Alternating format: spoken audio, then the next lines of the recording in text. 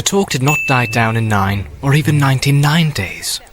The second disappearance of Mr. Bilbo Baggins was discussed in Hobbiton and indeed all over the Shire for a year and a day, and was remembered much longer than that. It became a fireside story for young hobbits, and eventually, Mad Baggins, who used to vanish with a bang and a flash and reappear with bags of jewels and gold, became a favourite character of legend, and lived on long after all the true events were forgotten.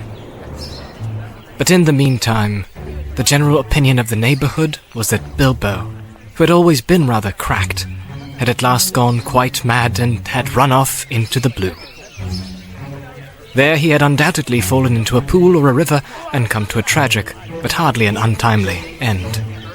The blame was mostly laid on Gandalf. If only that dreaded wizard will leave young Frodo alone, perhaps he'll settle down and grow some hobbit sense, they said.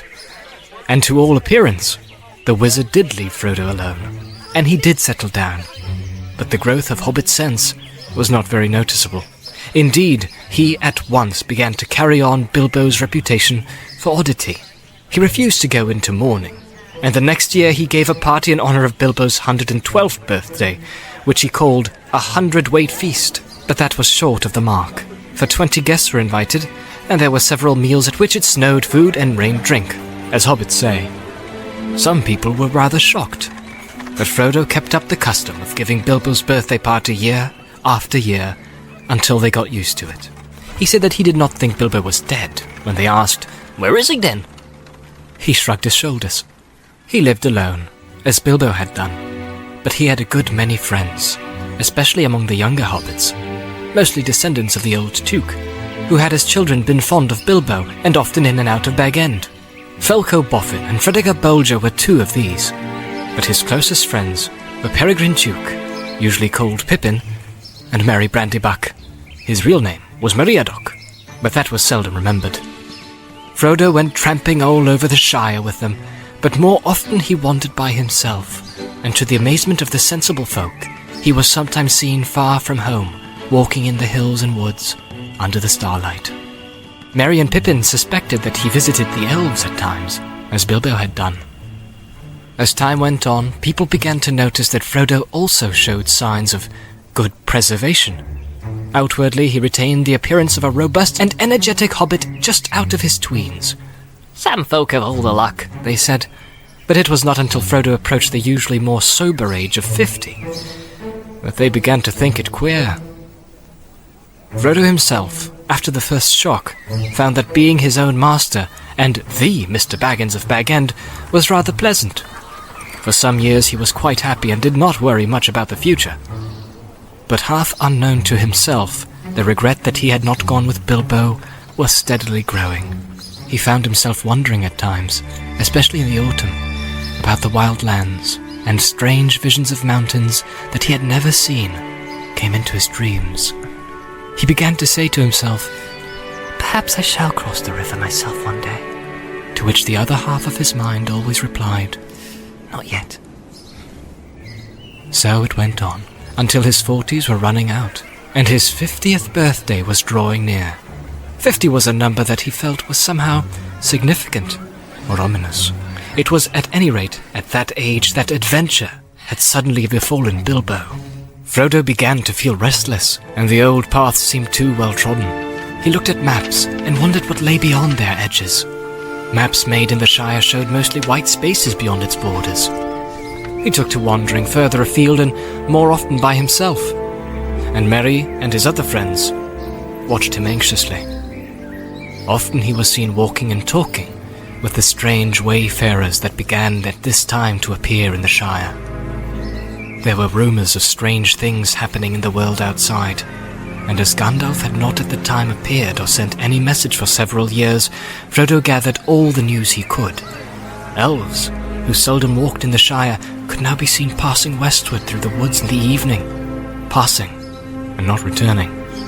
But they were leaving Middle-earth and were no longer concerned with its troubles. There were, however, dwarves on the road in unusual numbers. The ancient east-west road ran through the Shire to its end at the Grey Havens, and dwarves had always used it on their way to their mines in the Blue Mountains. They were the hobbits' chief source of news from distant parts, if they wanted any, As a rule, dwarves said little, and hobbits asked no more. But now Frodo often met strange dwarves of far countries, seeking refuge in the west. They were troubled, and some spoke in whispers of the enemy, and of the land of Mordor. That name the hobbits only knew in legends of the dark past, like a shadow in the background of their memories. But it was ominous and disquieting. It seemed that the evil power in Mirkwood had been driven out by the White Council, only to reappear in greater strength in the old strongholds of Mordor. The Dark Tower had been rebuilt, it was said.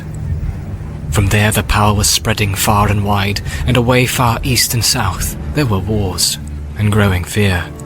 Orcs were multiplying again in the mountains. Trolls were abroad, no longer dull-witted, but cunning, and armed with dreadful weapons. And there were murmured hints of creatures more terrible than all these. But they had no name. Little of all this, of course, reached the ears of ordinary hobbits. But even the deafest and most stay-at-home began to hear queer tales, and those whose business took them to the borders saw strange things. The conversation in the Green Dragon at Bywater, one evening in the spring of Frodo's 50th year, showed that even in the comfortable heart of the Shire, rumours had been heard, though most hobbits still laughed at them. Sam Gamgee was sitting in one corner near the fire, and opposite him was Ted Sandyman, the miller's son, and there were various other rustic hobbits listening to their talk. "Oh, queer things you do hear these days, to be sure," said Sam. Ah, Said Ted. you do if you listen. But I can hear fireside tales and children's stories at home if I want to. "No doubt you can. Retorted Sam. And I dare say there's more truth in some of them than you reckon. Who invented the stories anyway? Take dragons now." No, thank ye. Said Ted. I won't. I heard tell of them when I was a youngster, but there's no call to believe in them now. There's only one dragon in Bywater, and that's green. He said, getting a general laugh. "All right, Said Sam, laughing with the rest. but what about these tree men? These giants, as you might call them. They do say that one bigger than a tree was seen up away beyond the North Moors not long back." Who's they? "Well, my cousin Hal, for one. He works for Mr. Buffin in Overhill, and goes up to the North Farthing for the hunting. He saw one." Says he did, perhaps. Your Hal's always saying he's seen things, and maybe he's seen things that ain't there. "But this one was as big as an elm tree and walking 7 yards to a stride if it was an inch." Then I bet it wasn't an inch. What he saw was an elm tree, like as not. "But this one was walking, I tell you. And there ain't no elm tree on the North Moors." And Hal can't have seen one. Said Ted. There was some laughing and clapping. The audience seemed to think that Ted had scored a point. "All the same," Said Sam. "you can't deny that others beside our Halfast have seen queer folk crossing the Shire. Crossing it, mind you. There are more that are turned back at the borders. The Bounders have never been so busy before. And I've heard tell that elves are moving west. They do say they're going to the harbours, out away beyond the White Towers." Sam waved his arm vaguely. Neither he nor any of them knew how far it was to the sea, past the old towers, beyond the western borders of the Shire. But it was an old tradition that away over there stood the Grey Havens, from which at times elven ships set sail, never to return. "They are sailing, sailing over the sea. They're going to the west and leaving us," said Sam, half chanting the words, shaking his head sadly and solemnly. But Ted laughed. Well, that isn't anything new if you believe the old tales, and I don't see what it matters to me or you. Let them sail. But I warrant you haven't seen them doing it, nor anyone else in the Shire. "Well, I don't know," said Sam thoughtfully. He believed he had once seen an elf in the woods, and still hoped to see more one day. Of all the legends that he had heard in his early years, such fragments of tales and half-remembered stories about the elves, as the hobbits knew, had always moved him most deeply. "There are some, even in these parts, as know the fair folk and get news of 'em," he said. "There's Mr. Baggins now, that I work for. He told me that they were sailing and he knows a bit about elves. And old Mr. Bilbo knew more. Many's the talk that I had with him when I was a little lad." Oh, they're both cracked. said Ted. Least we suppose Bilbo was cracked. Frodo's cracking. If that's where you get your news from, you'll never walk for moonshine. Well, friends, I'm off home. Your good health. He drained his mug and went out noisily. Sam sat silent and said no more. He had a good deal to think about. For one thing, there was a lot to do up in the Bag End garden, and he would have a busy day tomorrow, if the weather cleared. The grass was growing fast, but Sam had more on his mind than gardening. After a while, he sighed, and got up and went out. It was early April, and the sky was now clearing after heavy rain. The sun was down, and a cool, pale evening was quietly fading into the night. He walked home under the early stars through Hobbiton and up the hill, whistling softly and thoughtfully. It was just at this time that Gandalf reappeared after his long absence. For 3 years after the party he had been away. Then he paid Frodo a brief visit, and after taking a good look at him, he went off again. During the next year or two, he had turned up fairly often, coming unexpectedly after dusk, and going off without warning before sunrise. He would not discuss his own business and journeys, and seemed chiefly interested in small news about Frodo's health and doings. Then suddenly his visits had ceased. It was over 9 years since Frodo had seen or heard of him, and he had begun to think that the wizard would never return, and had given up all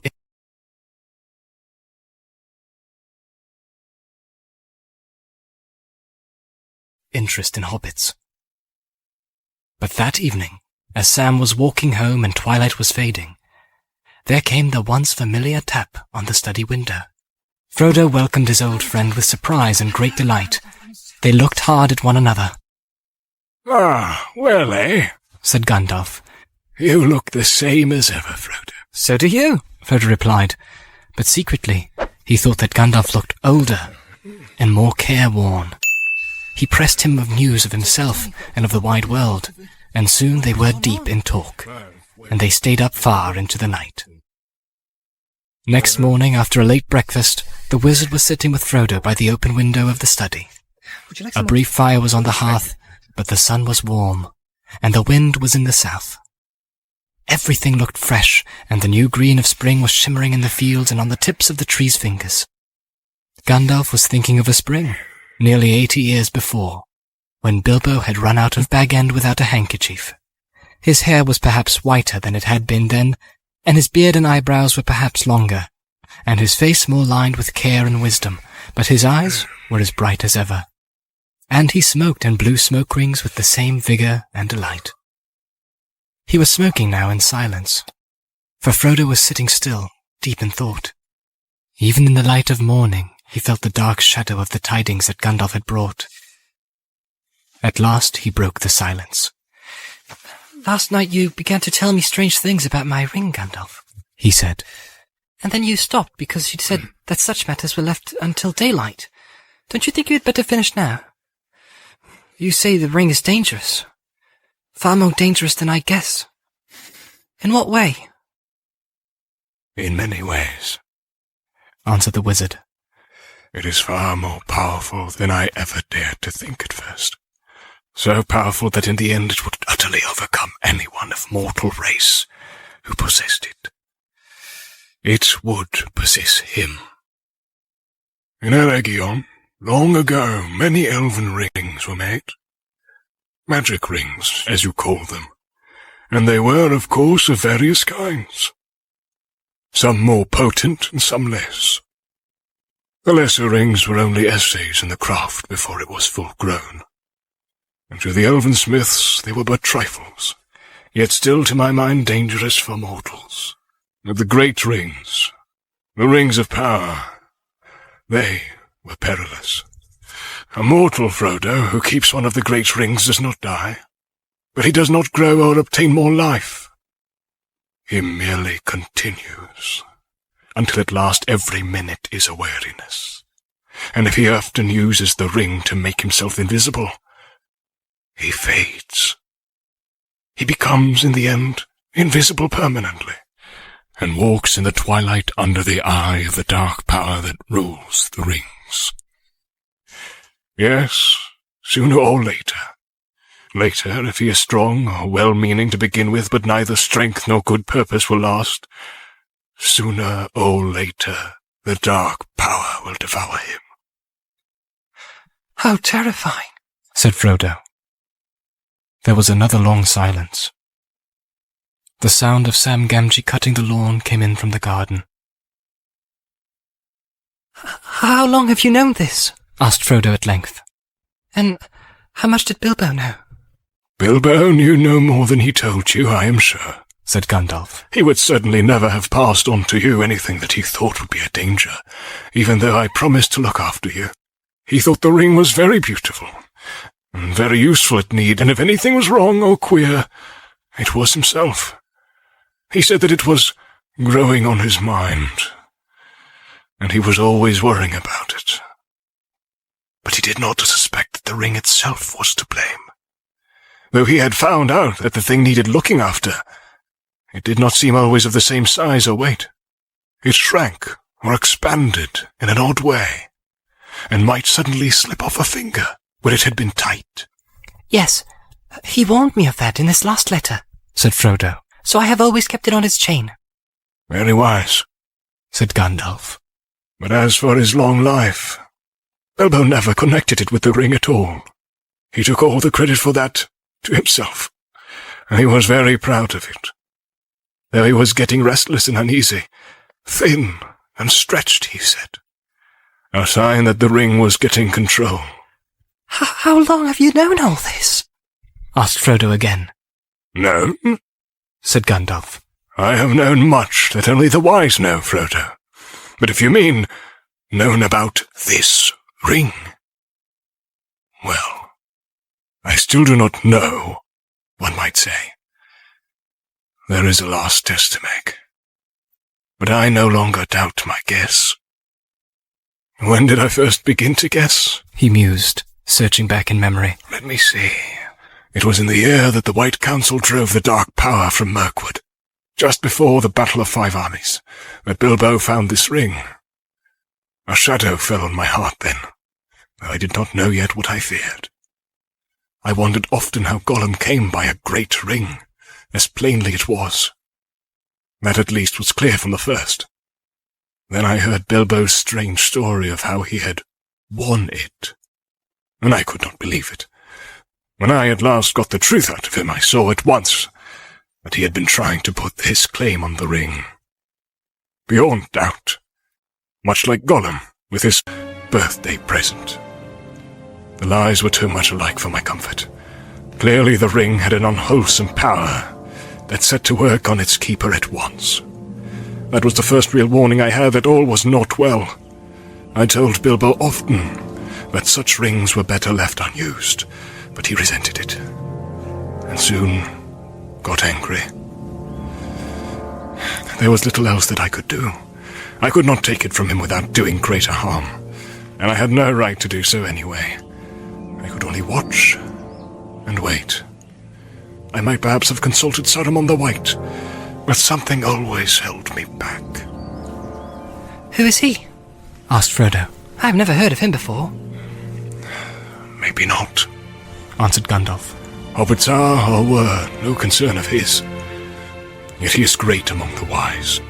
He is the chief of my order, and the head of the council. His knowledge is deep, but his pride has grown with it, and he takes ill any meddling.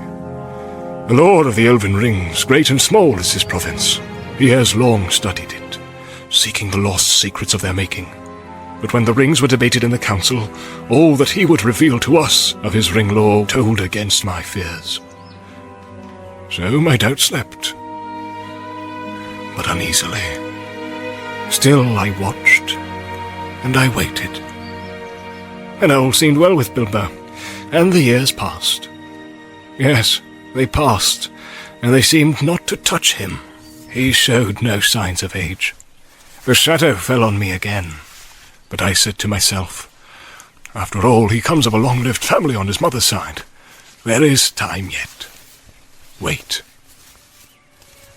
And I waited, until that night when he left his house.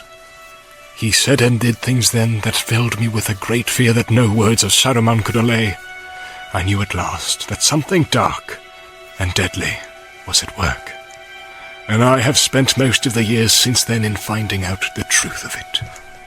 There wasn't any permanent harm done, was there? Asked Frodo anxiously. He would get all right in time, wouldn't he? Be able to rest in peace, I mean. He felt better at once, said Gandalf. There is only one power in this world that knows all about the rings and their effects. And as far as I know, there is no power in the world that knows all about hobbits. Among the wise, I am the only one that goes in for hobbit lore, an obscure branch of knowledge, but full of surprises. Soft as butter they can be, and yet sometimes as tough as old tree roots. I think it likely that some would resist the ring far longer than most of the wise would believe. I don't think you need to worry about Bilbo. Of course, he possessed the ring for many years and used it, so it might take a long while for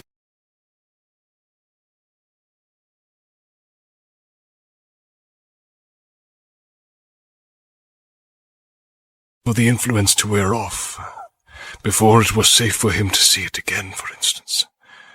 Otherwise, he might live on for years, quite happily, just up as he was when he parted with it, for he gave it up in the end of his own accord. An important point. No, I was not troubled about dear Bilbo any more, once he had let the thing go. It is for you that I feel responsible. Ever since Bilbo left, I have been deeply concerned about you, and about all these charming, absurd, helpless hobbits. It would be a grievous blow to the world if the dark power overcame the Shire. If all your kind, jolly, stupid bolgers, hornblowers, boffins, brace-girdles, and the rest, not to mention the ridiculous Bagginses, became enslaved. Frodo shuddered. But why should we be? He asked. And why would he want such slaves? To tell you the truth, replied Gandalf, I believe that hitherto, mark you, he has entirely overlooked the existence of hobbits. You should be thankful, but your safety has passed. He does not need you. He has many more useful servants, but he won't forget you again. And hobbits as miserable slaves would please him far more than hobbits happy and free. There is such a thing as malice and revenge. Revenge? said Frodo. Revenge for what? I still don't understand what all this has to do with Bilbo and myself, and our ring. It has everything to do with it, said Gandalf. You do not know the real peril yet, but you shall. I was not sure of it myself when I was last here, but the time has come to speak. Give me the ring for a moment. Frodo took it from his breeches pocket, where it was clasped to a chain that hung from his belt. He unfastened it and handed it slowly to the wizard. It felt suddenly very heavy, as if either it or Frodo himself was in some way reluctant for Gandalf to touch it. Gandalf held it up. It looked to be made of pure and solid gold. Can you see any markings on it? He asked. No, said Frodo. There are none. It is quite plain, and it never shows a scratch or sign of wear. Well then, look. To Frodo's astonishment and distress, the wizard threw it suddenly into the middle of a glowing corner of the fire. Frodo gave a cry and groped for the tongs, but Gandalf held him back. Wait, he said in a commanding voice, giving Frodo a quick look from under his bristling brows. No apparent change came over the ring. After a while, Gandalf got up, closed the shutters outside the window, and drew the curtains. The room became dark and silent, though the clack of Sam's shears, now nearer to the windows, could still be heard faintly from the garden. For a moment the wizard stood looking at the fire. Then he stooped, and removed the ring from the hearth with the tongs, and at once picked it up. Frodo gasped. It's quite cool, said Gandalf. Take it. Frodo received it on his shrinking palm. It seemed to have become thicker and heavier than ever. Hold it up, said Gandalf. Look closely. As Frodo did so, he now saw fine lines, finer than the finest pen strokes, running along the ring. Outside and inside, lines of fire that seemed to form the letters of a flowing script. They shone piercingly bright, and yet remote, as if out of a great depth. I cannot read the fiery letters, said Frodo in a quavering voice. No, said Gandalf. but I can. The letters are Elvish, of an ancient mode, but the language is that of Mordor, which I will not utter here. But this, in the common tongue, is what it said, close enough. One ring to rule them all, one ring to find them, one ring to bring them all, and in the darkness bind them. It is only 2 lines of a verse long known in elven lore. 3 rings for the elven kings under the sky, 7 for the dwarf lords in their halls of stone, 9 for mortal men doomed to die, 1 for the Dark Lord on his dark throne in the land of Mordor, where the shadows lie. 1 ring to rule them all, 1 ring to find them, 1 ring to bring them all, and in the darkness bind them, in the land of Mordor, where the shadows lie. He paused, and then said slowly in a deep voice, This is the Master Ring, the one ring to rule them all. This is the one ring that he lost many ages ago to the great weakening of his power. He greatly desires it, but he must not get it. Frodo sat silent and motionless. Fear seemed to stretch out a vast hand, like a dark cloud rising in the east and looming up to engulf him. This ring, he stammered. How on earth did it come to me?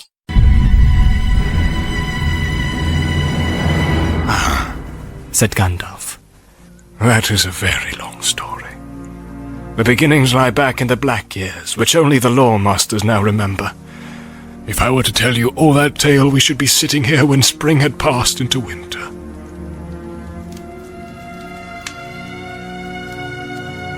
But last night I told you of Sauron the Great, the Dark Lord. The rumors that you have heard are true. He has indeed arisen again and left his hold in Mirkwood and returned to his ancient fortress in the Dark Tower of Mordor.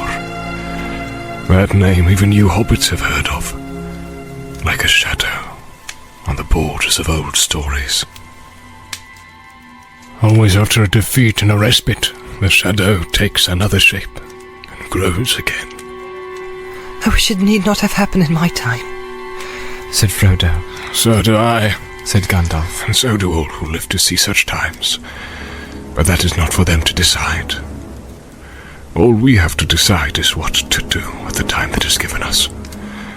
And already, Frodo, our time is beginning to look black. The enemy is fast becoming very strong. His plans are far from ripe, I think, but they are ripening. We shall be hard put to it. We should be very hard put to it, even if it were not for this dreadful chance. The enemy still lacks one thing to give him strength and knowledge to beat down all resistance, break the last defenses, and cover all the lands in a second darkness. He lacks the one ring.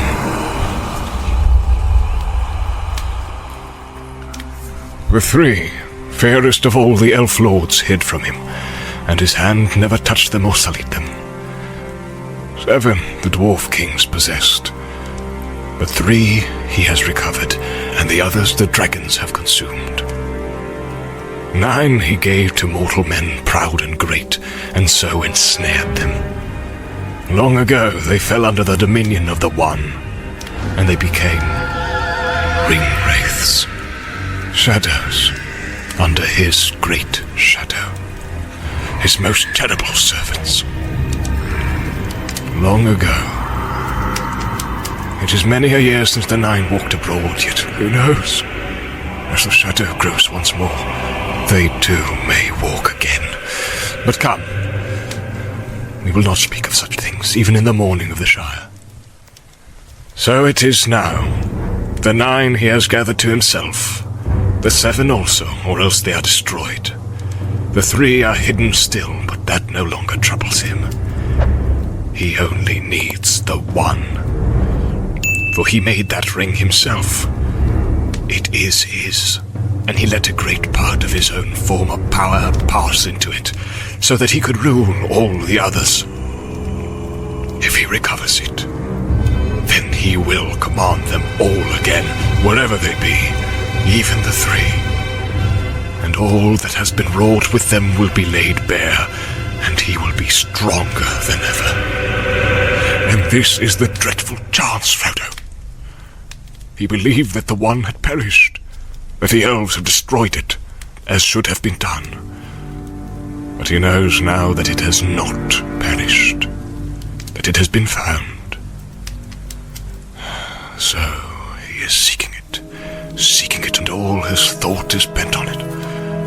It is his great hope, and our great fear. Why wasn't it destroyed?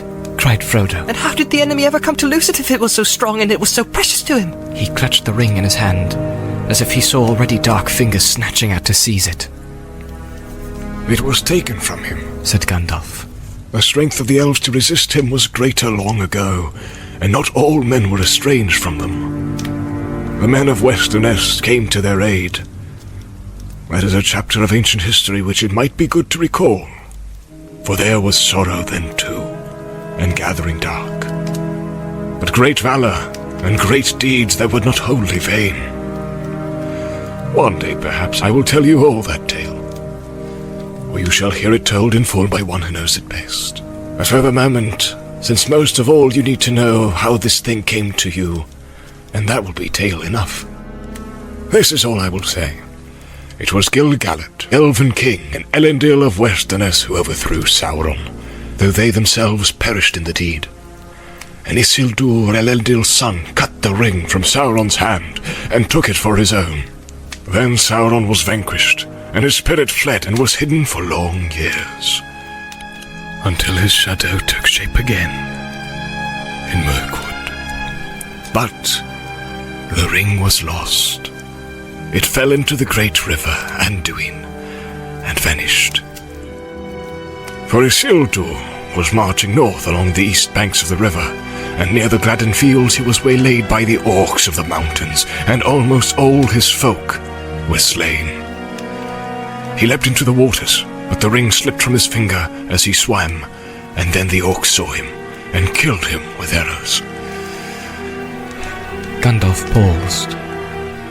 And there in the dark pools amid the Gladden fields, he said, the ring passed out of knowledge and legend.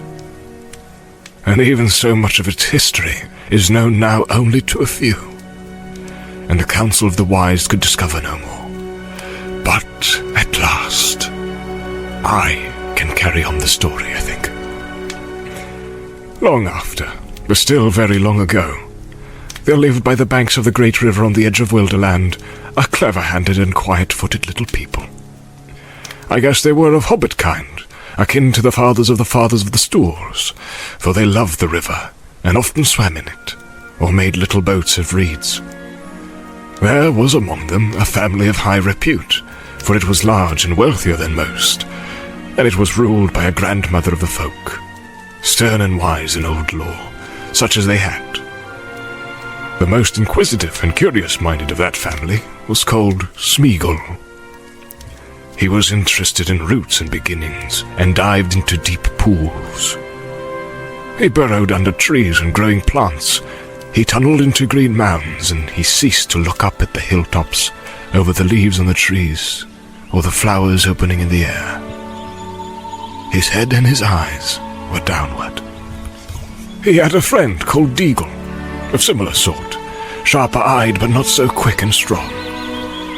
On a time they took a boat and went down to the Gladden fields, where there were great beds of iris and flowering reeds.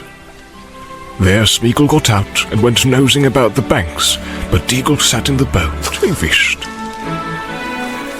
Suddenly a great fish took his hook, and before he knew where he was dragged out and down into the water to the bottom. Then he let go of his line, for he thought he saw something shining in the riverbed. And holding his breath, he grabbed at it. Then up he came, spluttering, with weeds in his hair and a handful of mud, and he swam to the bank. And behold, when he washed the mud away, there in his hand lay a beautiful golden ring, and it shone and glittered in the sun, so that his heart was glad. But Smeagol had been watching him from behind a tree, and as Deagle gloated over the ring, Smeagol came softly up behind. Give us that, Deagle, my love, said Smeagol over his friend's shoulder. Why? Said Deagle. Because it's my birthday, my love. And I want it, said Smeagol. I don't care, said Deagle. I've given you a present already. More than I could afford. I found this, and I'm going to keep it. Are you indeed, my love? Said Smeagol, and he caught Deagle by the throat and strangled him, because the gold looked so bright and beautiful. Then he put the ring on his finger. No one ever found out what had become of Deagle. He was murdered far from home, and his body was cunningly hidden. But Smeagol returned alone, and he found that none of his family could see him when he was wearing the ring. He was very pleased with his discovery, and he concealed it, and he used it to find out secrets, and he put his knowledge to crooked and malicious uses. He became sharp-eyed and keen-eared for all that was hurtful. The ring had given him power according to his stature. It was not to be wondered at that he became very unpopular and was shunned, when visible, by all his relations. They kicked him, and he bit their feet. He took to thieving and going about muttering to himself and gurgling in his throat. So they called him Gollum, and cursed him, and told him to go far away. And his grandmother, desiring peace, expelled him from the family and turned him out of their home. He wandered in loneliness, weeping a little for the hardness of the world, and he journeyed up the river, till he came to a stream that flowed down from the mountains, and he went that way. He caught fish in deep pools with invisible fingers and ate them raw. One day it was very hot, and as he was bending over a pool, he felt a burning on the back of his head, and a dazzling light from the water pained his wet eyes. He wondered at it, for he had almost forgotten about the sun. Then for the last time he looked up and shook his fist at her. But as he lowered his eyes, he saw far above the tops of the misty mountains, out of which the stream came. And he thought suddenly, it would be cool and shady under those mountains. The sun could not watch me there. The roots of those mountains must be roots indeed. There must be great secrets buried there which have not been discovered since the beginning. So he journeyed by night up into the highlands, and he found a little cave out of which the dark stream ran. And he wormed his way like a maggot into the heart of the hills and vanished out of all knowledge. The ring went into the shadows with him, and even the Maker, when his power had begun to grow again, could learn nothing of it. Gollum! Cried Frodo. Gollum? Do you mean that this is the very Gollum creature that Bilbo met? How loathsome! I think it is a sad story, said the wizard. It might have happened to others, even to some hobbits that I have known. I can't believe that Gollum was connected with hobbits, however distantly, said Frodo with some heat. What an abominable notion! It is true all the same, replied Gandalf. About their origins at any rate. I know more than hobbits do themselves, and even Bilbo's stories suggest the kinship. There was a great deal in the background of their minds and memories that was very similar. They understood one another remarkably well. Very much better than a hobbit would understand, say, a dwarf or an orc, or even an elf. Think of the riddles they both knew, for one thing. Yes, said Frodo. Though other folk beside Hobbit asked riddles, and much of the same sort. And Hobbits don't cheat. Gollum meant to cheat all the time. He was just trying to put poor Bilbo off his guard. And I dare say it amused his wickedness to start a game which might end in providing him with an easy victim. But if he lost, would not hurt him. Only too true, I fear, said Gandalf. But there was something else in it, I think, which you do not see yet.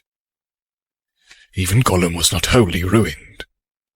He had proved tougher than even one of the wise would have guessed. As a hobbit might. There was a little corner of his mind that was still his own, and light came through it as through a chink in the dark, light out of the past.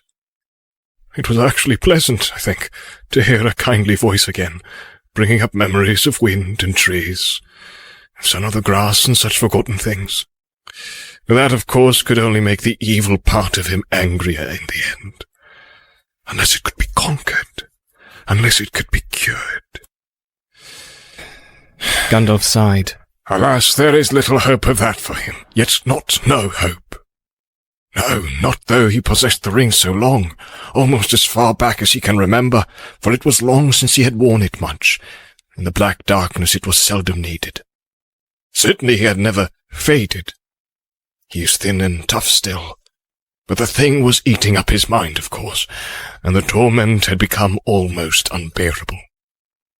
All the great secrets under the mountains had turned out to be just an empty night. There was nothing more to find out. Nothing worth doing. Only nasty, furtive eating and resentful remembering. He was altogether wretched. He hated the dark, and he hated the light more. He hated everything, and the ring most of all. Well, what do you mean? Said Frodo. Surely the ring was his precious and the only thing he cared for.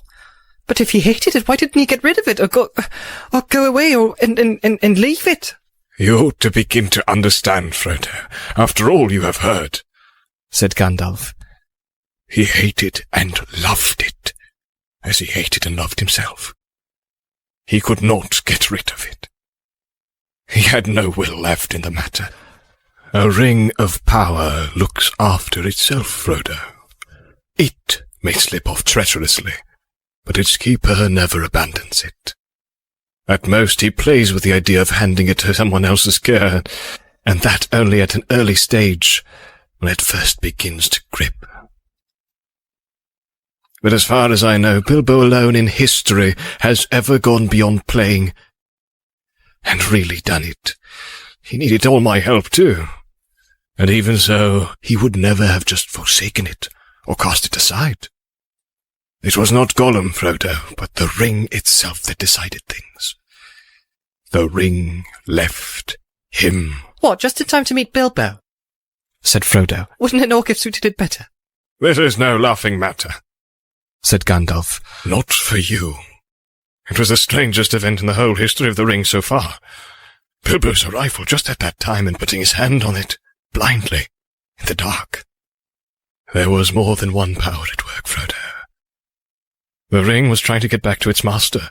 It had slipped from Isildur's hand and betrayed him, and when chance came, it caught poor Deagle, and he was murdered, and after that Gollum, and it had devoured him.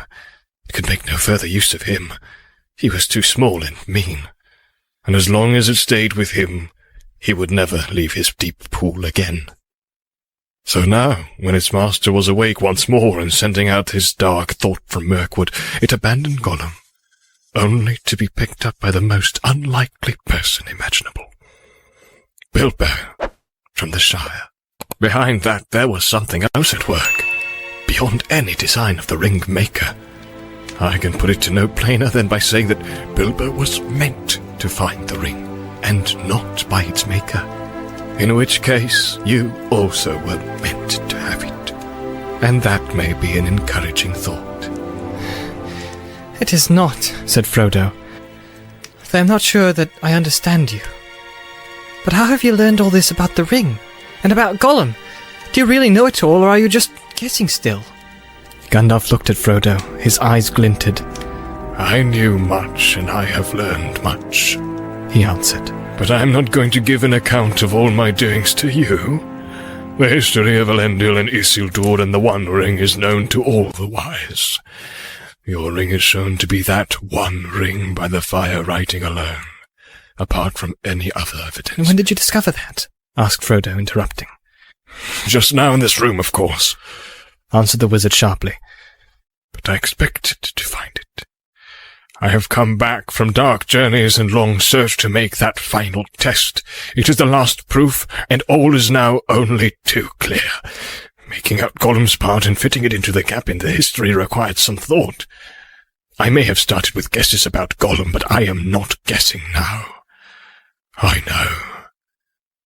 I have seen him. You've seen Gollum? Exclaimed Frodo with amazement. Yes. The obvious thing to do, of course, if one could. I tried long ago, but I have managed at last. Then what happened after Bilbo escaped from him? Do you know that? Not so clearly. What I have told you is what Gollum was willing to tell, though not, of course, in the way that I have reported it. Gollum is a liar. And you have to sift his words. For instance, he called the ring his birthday present, and he stuck to that. He said it came from his grandmother, who had lots of beautiful things of that kind. A ridiculous story. I have no doubt that Smeagol's grandmother was a matriarch, a great person in her way, but to talk of her possessing many elven rings was absurd. And as for giving them away, it was a lie. But a lie with a grain of truth. The murder of Deagle haunted Gollum, and he had made up a defense, repeating it to his precious over and over again as he gnawed bones in the dark, until he almost believed it. It was his birthday. Deagle ought to have given the ring to him. It had previously turned up just so as to be a present. It was his birthday present, and so on and on. I endured him as long as I could, but the truth was desperately important, and in the end I had to be harsh.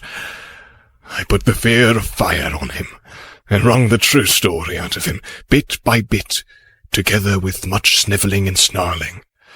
He thought he was misunderstood and ill-used. But when he had at last told me his history, as far as the end of the riddle game and Bilbo's escape, he would not say any more, except in dark hints. Some other fear was on him greater than mine. He muttered that he was going to get his own back. People would see if he would stand being kicked and driven into a hole and then robbed.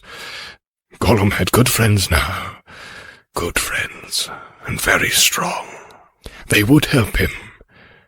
Baggins would pay for it. That was his chief thought. He hated Bilbo and cursed his name. What is more, he knew where he came from. But how did he find that out? Asked Frodo.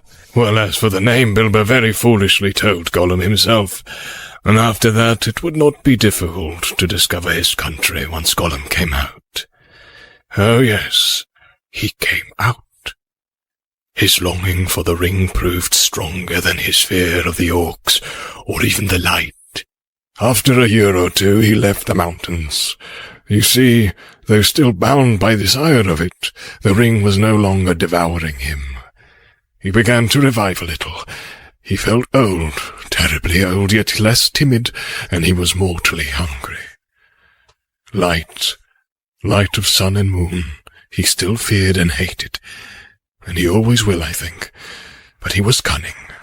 He found out he could hide from daylight and moonshine and make his way swiftly and softly by dead of night with his pale, cold eyes and catch small, frightened or unweary things.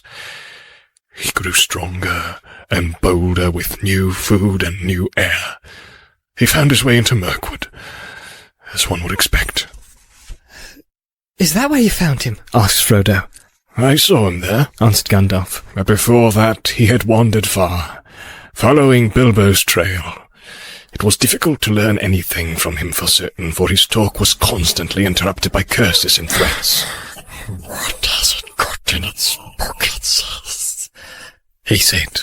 It wouldn't say no, precious little cheat. Not a fair question.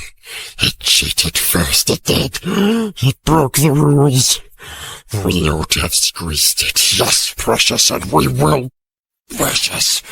That is a sample of his talk. I don't suppose you want any more. I had weary days of it. But from hints dropped among the snarls, I even gathered that his padding feet had taken him at last to Esgaroth, and even to the streets of Dale, listening secretly and peering. Well, the news of the great events went far and wide in Wilderland, and many had heard Bilbo's name and knew where he came from. We had made no secret of our return journey to his home in the west. Gollum's sharp ears would soon learn what he wanted. Then why didn't he track Bilbo further? Asked Frodo. Why didn't he come to the Shire? Ah, said Gandalf. Now we come to it. I think Gollum tried to. He set out and came back westward, as far as the great river. But then he turned aside. He was not daunted by the distance, I am sure. No, something else drew him away. So my friends think, those that hunted him for me. The wood elves tracked him first, an easy task for them, for his trail was still fresh then. Through Mirkwood and back again it led them, though they never caught him. The wood was full of the rumour of him, dreadful tales, even among beasts and birds. The woodmen said that there was some new terror abroad, a ghost that drank blood. It climbed trees to find nests. It crept into holes to find the young. It slipped through windows to find cradles. But at the western edge of Mirkwood, the trail turned away. It wandered off southwards and passed out of the wood elf's ken, and was lost. And then I made a great mistake. Yes, Frodo, and not the first, but I fear it may prove the worst. I let the matter be. I let him go, for I had much else to think of at that time, and I still trusted the lore of Saruman. Well, that was years ago. I have paid for it since with many dark and dangerous days. The trail was long cold when I took it up again after Bilbo left here, and my search would have been in vain but for the help that I had from a friend. Aragorn, the greatest traveller and huntsman of this age of the world. Together we sought for Gollum down the whole length of Wilderland, without hope and without success. And at last, when I had given up the chase and turned to other parts, Gollum was found. My friend returned out of great perils, bringing the miserable creature with him. What he had been doing he would not say. He only wept and called us cruel, with many a Gollum in his throat. And when we pressed him, he whined and cringed and rubbed his long hands, licking his fingers as if they pained him, as if he remembered some old torture. But I'm afraid there is no possible doubt he had made his slow, sneaking way, step by step, mile by mile, south, down at last, to the land of Mordor. A heavy silence fell in the room. Frodo could hear his heart beating. Even outside everything seemed still. No sound of Sam's shears could now be heard. Yes, to Mordor, said Gandalf. Alas, Mordor draws all wicked things, and the dark power was bending all its will to gather them there. The ring of the enemy would leave its mark too, leave him open to the summons. And all folk were whispering then of the new shadow in the south, and its hatred of the west. There were his fine new friends who would help him in his revenge. Wretched fool! In that land he would learn much, too much for his comfort, and sooner or later as he lurked and pried on the borders, he would be caught and taken for examination. That was the way of it, I fear. When he was found, he had already been there long, and was on his way back, on some errand of mischief, but that does not matter much now. His worst mischief was done. Yes, alas, through him the enemy has learned that the One has been found again. He knows where Isildur fell. He knows where Gollum found his ring. He knows that it is a great ring, for it gave long life. He knows that it is not one of the three, for they have never been lost, and they endure no evil. He knows that it is not one of the 7 or the 9, for they are accounted for. he knows that it is the one. And he has at last heard, I think, of hobbits. And the Shire. The Shire. He may be seeking for it now if he has not already found out where it lies. Indeed, Frodo, I fear that he may even think that the long-unnoticed name of Baggins has become important. This is terrible, cried Frodo. Far worse than the worst that I imagined from your hints and warnings. Oh, Gandalf, best of friends, what am I to do? For now I am really afraid. What am I to do? What a pity that Bilbo did not stab the vile creature when he had the chance. Pity? It was pity that stayed his hand. Pity and mercy. Not to strike without need. And he has been well rewarded, Frodo. Be sure that he took so little hurt from the evil and escaped in the end, because he began his ownership of the ring so. With pity. I'm sorry, said Frodo. But I am frightened. And I do not feel any pity for Gollum. You have not seen him, Gandalf broke in. No, and I don't want to, said Frodo. I can't understand you. Do you mean to say that you and the elves have let him live on after all those horrible deeds? Now at any rate he is as bad as an orc, and just an enemy. He deserves death. Deserves it? I dare say he does. Many that live deserve death, and some that die deserve life. Can you give it to them? Then do not be too eager to deal out death and judgment, for even the very wise cannot see all ends. I have not much hope that Gollum can be cured before he dies, but there is a chance of it, and he is bound up with the fate of the ring. My heart tells me that he has some part to play yet, for good or ill, before the end. And when that comes, the pity of Bilbo may rule the fate of many, yours not least. In any case, we did not kill him. He is very old and very wretched. The Wood Elves have him in prison, but they treat him with such kindness as they can find in their wise hearts. All the same, said Frodo, even if Bilbo could not kill Gollum, I wish he had not kept the ring. I wish he had never found it, and that I had not got it. Why did you let me keep it? Why didn't you make me throw it away or destroy it? Let you? Make you? said the wizard. Haven't you been listening to all that I've said? You are not thinking of what you are saying. But as for throwing it away, that was obviously wrong. These rings have a way of becoming found. In evil hands it might have done great evil.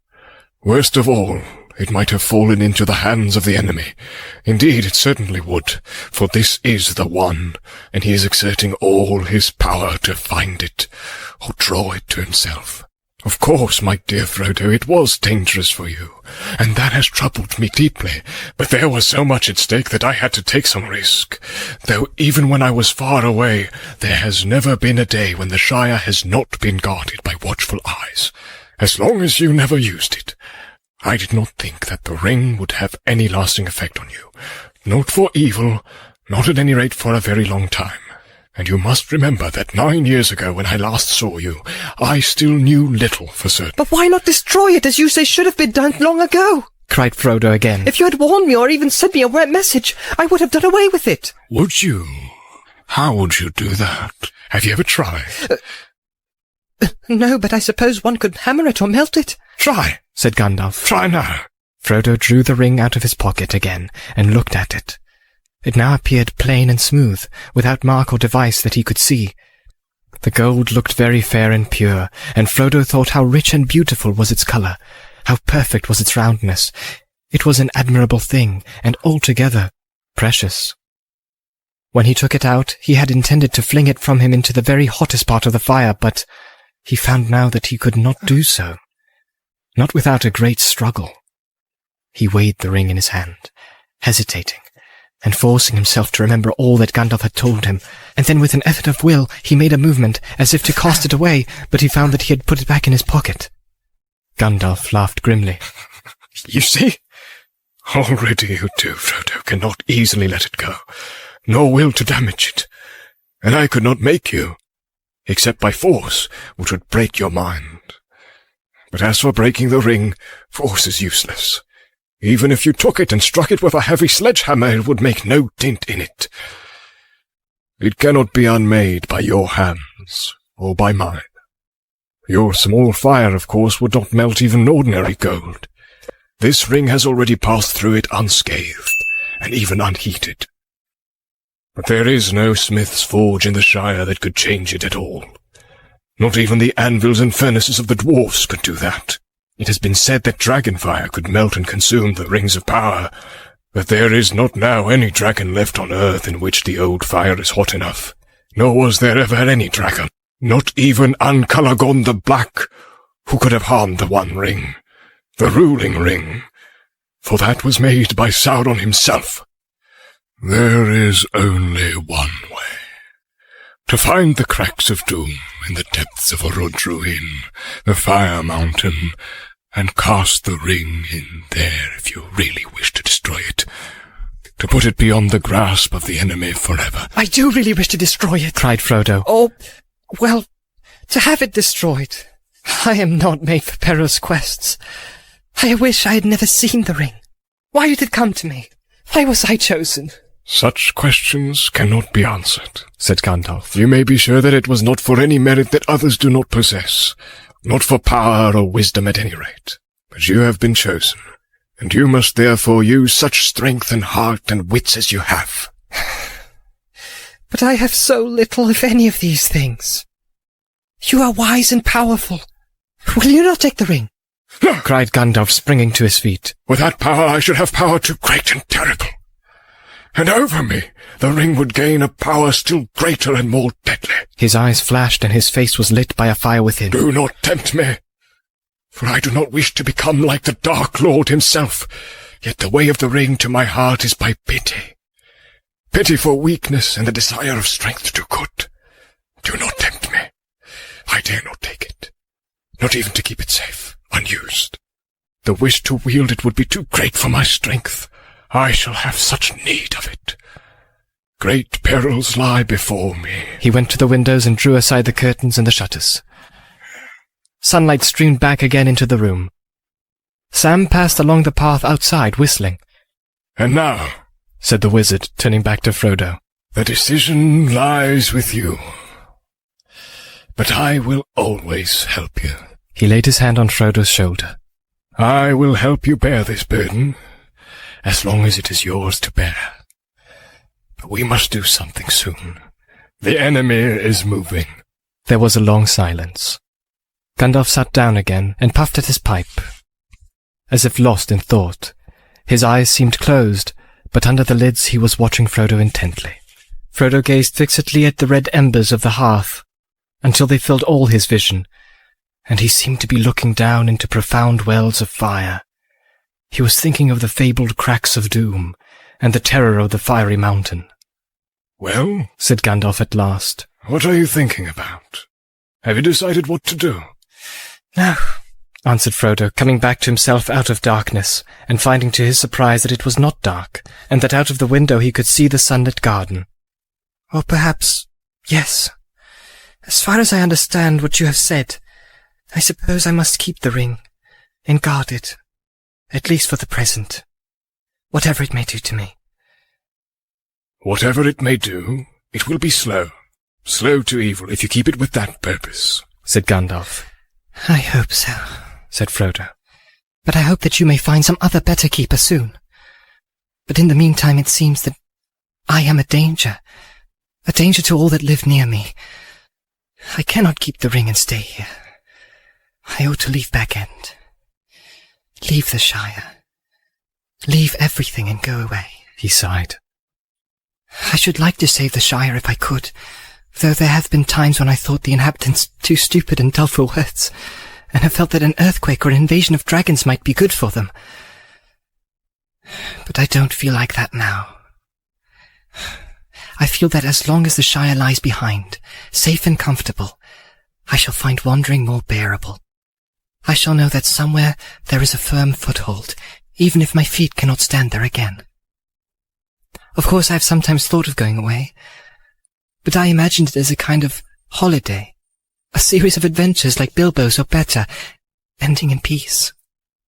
But this would mean exile, a flight from danger into danger, drawing it after me. and I suppose I must go alone if I am to do that and save the Shire. But I feel very small, and very uprooted, and, well, desperate. The enemy is so strong and terrible. He did not tell Gandalf, but as he was speaking, a great desire to follow Bilbo flamed up in his heart. To follow Bilbo, and even perhaps to find him again. It was so strong that it overcame his fear. He could almost have run out there and then down the road without his hat, as Bilbo had done on a similar morning long ago. My dear Frodo, exclaimed Gandalf, hobbits really are amazing creatures, as I have said before. You can learn all that there is to know about their ways in a month, and yet after 100 years, they can still surprise you at a pinch. I hardly expected to get such an answer, not even from you. But Bilbo made no mistake in choosing his heir, though he little thought how important it would prove. I'm afraid you are right. The ring will not be able to stay hidden in the Shire much longer, and for your own sake, as well as for others, you will have to go, and leave the name of Baggins behind you. That name will not be safe to have outside the Shire, or in the wild. I will give you a travelling name now. When you go as Mr. Underhill. But I don't think you need to go alone. Not if you know anyone you can trust, and who would be willing to go by your side, and that you would be willing to take into unknown perils. But if you look for a companion, be careful in choosing, and be careful of what you say, even to your closest friends. The enemy has many spies and many ways of hearing. Suddenly he stopped as if listening. Frodo became aware that all was very quiet, inside and outside. Gandalf crept to one side of the window. Then with a dart he sprang to the sill, and thrust a long arm out and downwards. There was a squawk, and up came Sam Gamgee's curly head, hauled by one ear. Well, well, bless my beard, said Gandalf. Sam Gamgee, is it now? What may you be doing? Lord bless you, Mr. Gandalf, sir. Nothing. Leastways, I was just trimming the grass border under the window, if you follow me. He picked up the shears and exhibited them as evidence. I don't, said Gandalf grimly. It is some time since I heard the sound of your shears. How long have you been eavesdropping? Eavesdropping, sir? I don't follow you, begging your pardon. There ain't no eaves in Bag End, and that's a fact. Don't be a fool. What have you heard, and why did you listen? Gandalf's eyes flashed, and his brows stuck out like bristles. Mr. Frodo, sir! Cried Sam, quaking. Don't let him hurt me, sir. Don't let him turn me into anything unnatural. My old dad would take on so. I meant no harm. All my honour, sir. He won't hurt you, said Frodo, hardly able to keep from laughing, although he was himself startled and rather puzzled. He knows as well as I do that you mean no harm. But just you up and answer his question straight away. Well, sir, said Sam, dithering a little. I heard a great deal that I didn't rightly understand. About an enemy, and rings, and Mr. Bilbo, sir, and dragons in a fiery mountain, and elves, sir. I listened because I couldn't help myself, if you know what I mean. Lord bless me, sir, but I do love tales of that sort.